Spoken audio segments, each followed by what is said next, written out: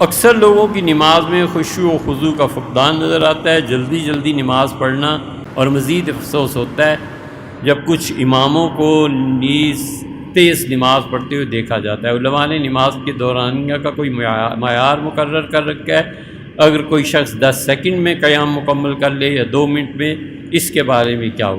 بھائی اس سے تو ہم بھی تنگ ہیں، پتہ نہیں اماموں کو کیا پڑھی ہوتی ہے، پتہ نہیں انہیں کیا رکوع اور سجدے میں۔ شکر کرو یار، اللہ نے 2-4 منٹ توفیق دی، ذرا لمبا رکوع ہو گیا تو پھر کیا ہو، سجدہ لمبا ہو گیا تو پھر کیا، کسی پہ احسان ہے؟ اپنے ہی نامہ عمل اللہ کے سامنے یہ قبر میں کام آئے گی، یہ طویل نماز۔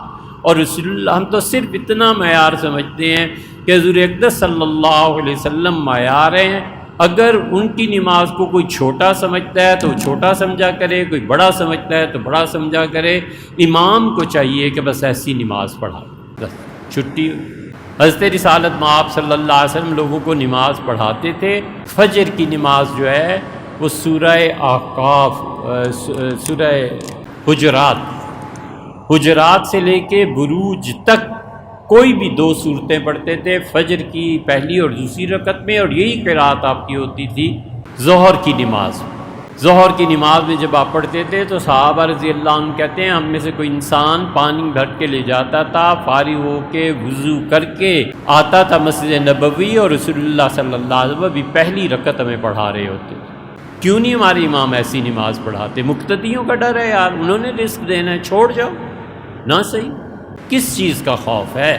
لوگوں کو تعلیم دینی چاہیے کہ بچوں نماز حضور صلی اللہ علیہ وسلم کی ایسے ہی ہوتی تھی۔ عصر اور عشاء میں رسول اللہ صلی اللہ علیہ وسلم سورہ بروج سے لے کے اور سورہ بینہ لم یکن الذین کفروا من اہل الکتاب یہاں تک کی درمیان کی کسی صورت کا انتخاب فرما لیتے تھے۔ عصر میں بھی اور عشاء میں بھی حضور صلی اللہ علیہ وسلم کی قرات یہ تھی، اور مغرب میں سورہ بینہ سے لے کے آخر تک سورہ الناس تک مغرب کی نماز حضور صلی اللہ علیہ وسلم ایسے پڑھاتے تھے۔ اس کی پابندی کرنی چاہیے۔ رکوع میں حضور صلی اللہ علیہ وسلم جاتے تھے اور آہستہ آہستہ پڑھتے تھے۔ فقہا نے لکھا ہے کہ جمعے کی نماز اور عید کی نماز چاہیے امام کو کہ رکوع میں اور سجدے میں 5 مرتبہ سبحان ربی الاعلیٰ، سبحان ربی العظیم یہ پڑھے، اور مقتدی کو چاہیے کہ اگر اس سے جلدی پڑھ لیا تو اسی جملے کو دہراتا رہے۔ مثلا 5 مرتبہ اس نے تو پڑھا امام نے 15 سیکنڈ میں، اب جو پیچھے ہے نا مقتدی وہ کیا کرے؟ وہ اسے چاہیے یہ سبحان ربی الاعلیٰ، سبحان ربی الاعلیٰ لا تعداد مرتبہ پڑھتا رہے بس، کیونکہ وہ حالت سجدہ میں ہے۔ حضور صلی اللہ علیہ وسلم جب کھڑے ہوتے تھے قوما میں رکوع کے بعد، اور دونوں سجدوں کے درمیان صحابہ رضی اللہ عنہ کہتے ہیں دونوں سجدوں کے درمیان بیٹھتے تھے، اور ہمیں شبہ ہوتا تھا کہ کہیں دوسرا سجدہ بھول تو نہیں گئے، اور کھڑے ہوتے تھے رکوع کے بعد تو ہم سمجھتے تھے کہ کہیں ایسے تو نہیں کہ حضور صلی اللہ علیہ وسلم اب سلام پھیر دیں رکوع میں نہ جائیں، اتنے طویل ہوتے تھے۔